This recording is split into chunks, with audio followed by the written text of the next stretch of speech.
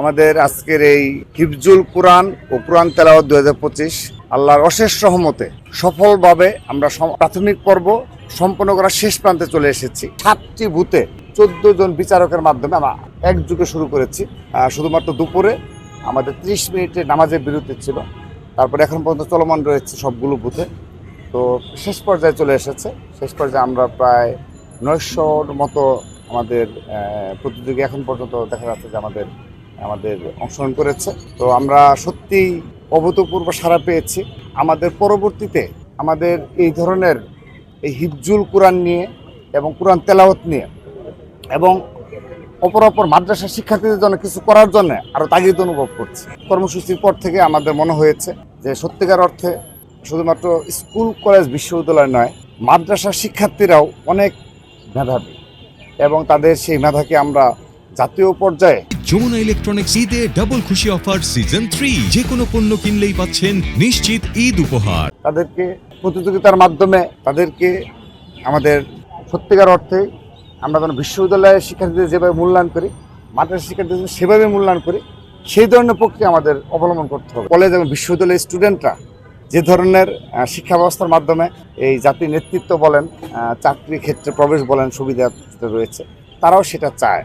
তারাও সেই ধরনের শিক্ষা ব্যবস্থা প্রয়োজনে যুক্ত করা হোক, সেগুলো তাদের মধ্যে একটা তাড়না রয়েছে কমি মাদ্রাসায়। তো আমরা আশা রাখি আমরা হয়তো এত বৃহৎ পরিসরে কাজ করতে পারবো না, কিন্তু ক্ষুদ্র পরিসরে হলেও তাদেরকে যথাযোগ্য মূল্যায়ন করে জাতির সামনে তাদেরকে পুরস্কৃত করা, সেই উদ্যোগটা আমাদের অব্যাহত থাকবে।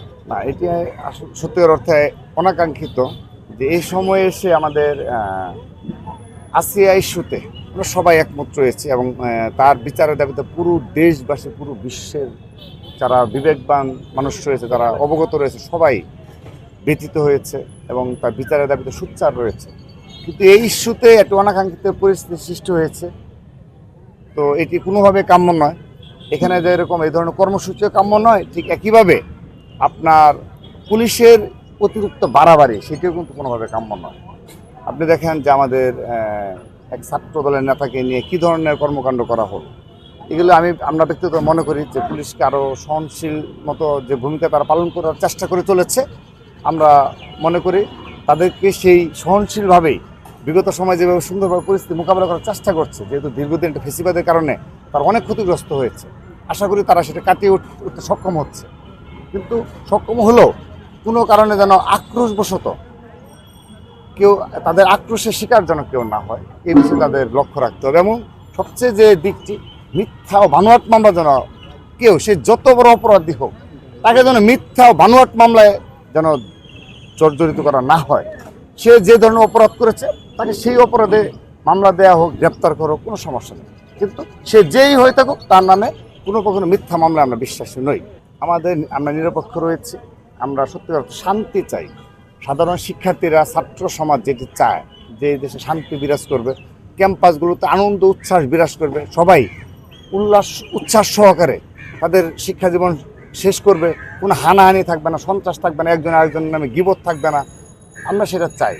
তো সেই চাওয়ার প্রেক্ষাপটে আমরা সে ধরনের কর্মকাণ্ড করে যাচ্ছে ছাত্রদল। আমরা নীরবে নিবৃতে সহনশীলভাবে, ধৈর্যশীলভাবে আমরা আমাদের সময়গুলো পাড়ি দিচ্ছি। আমাদের দ্বারা সাধারণ শিক্ষার্থীরা যেন সামান্যতম ডিস্টার্ব না হয়, সে ধরনের ছাত্র রাজনীতি আমরা উপহার